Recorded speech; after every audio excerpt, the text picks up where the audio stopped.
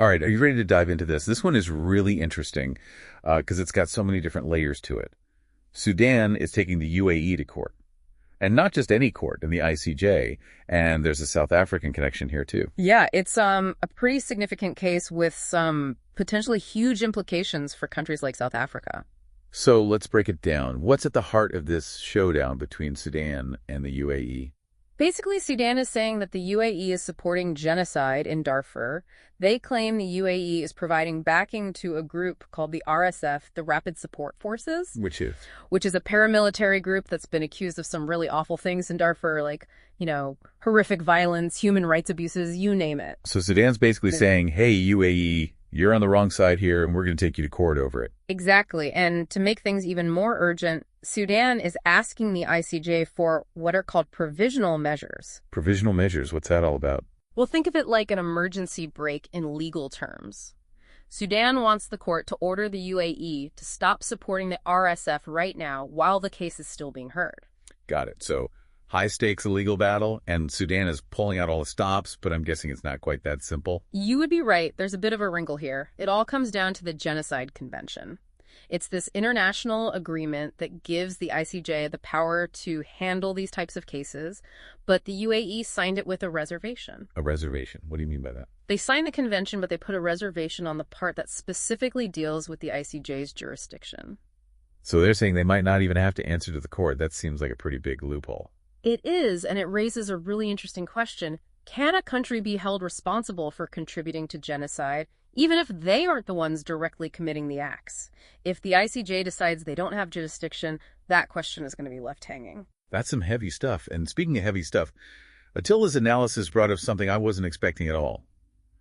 South Africa is right in the middle of this. Right. And that's where it gets particularly interesting for our listeners in South Africa and for anyone who cares about the global arms trade. Because, as Attila points out, South Africa is selling a lot of weapons to the UAE. Millions of dollars worth every year. We're talking armored vehicles, technology for bombs, drones, the whole 9 yards. And that brings up a pretty uncomfortable question. Could those weapons end up in the hands of the RSF, the same group that's accused of those terrible things in Darfur? So even if South Africa isn't directly involved in the fighting, they could be contributing to the problem. That's the concern, and it creates a really complicated situation for South Africa legally and morally. Okay, let's try to untangle this a bit. Yeah. First, legally speaking, what are the rules when it comes to countries selling arms to each other? Well, at least in South Africa, there's a law that says anyone who buys weapons from them has to sign something called an end-user certificate. It's basically a promise that they won't misuse those weapons. Sounds like a good safeguard in theory, but I have a feeling there's a but coming. You're right. The problem is enforcing these certificates is really tough. It's hard to keep track of where weapons go once they leave a country's borders, especially in places where there's a lot of conflict. So even though South Africa has this law, it doesn't actually guarantee that their weapons are being used responsibly. Which puts South Africa in a tough spot. Mm-hmm. If their weapons are being used in Darfur, can they really say they're not responsible in some way? That's the dilemma. They have a legal obligation as an arms exporter, but they also have a moral obligation to do what they can to prevent human rights abuses. And as Attila points out, this isn't the first time this has come up. He mentions that South Africa has sold arms to other countries with pretty questionable human rights records, like Myanmar. Yeah, and it makes you wonder, are they being hypocritical? Turning a blind eye to some human rights problems while taking a stand on others. Yeah. It's like they're trying to balance things out morally. On the one hand, South Africa has a very strong stance on Palestine, which has earned them a lot of respect for standing up for human rights. But then on the other hand, they're selling weapons to countries that are potentially committing atrocities.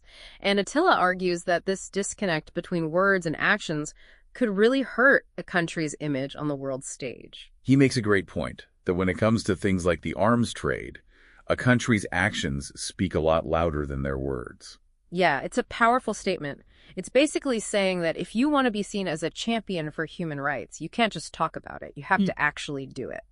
And sometimes that means making really difficult decisions like saying no to a profitable arms deal because the potential consequences are too awful to ignore. So it all comes down to this. Can any amount of money ever justify human suffering? It's a question that South Africa and honestly every country that's involved in the arms trade really needs to think about. Absolutely. And it's a question that each of us as individuals needs to consider too. What are our values? Do we prioritize profits over people? This case forces us to think about that uncomfortable question in a really direct way. Yeah, that's a lot to think about, and I think listeners are starting to understand why this case between Sudan and the UAE is about so much more than just a legal dispute. It's a gateway to a much bigger conversation about global responsibility and whether the arms trade is even ethical. It really highlights how interconnected the world is and how decisions that are made in one country can have ripple effects that are felt across the globe. And on that note, we're going to wrap up this deep dive. We covered a lot today, starting with what seemed like a simple legal case and ending up with a much bigger discussion about the arms trade, human rights, and what we can all do to create a more just and fair world. It's been a great conversation, and I hope it's given our listeners something to think about. I hope so too. And remember, the conversation doesn't end here. Keep asking those tough questions, keep learning, and keep pushing for a world where every human life is valued and protected. Thanks for listening, everyone.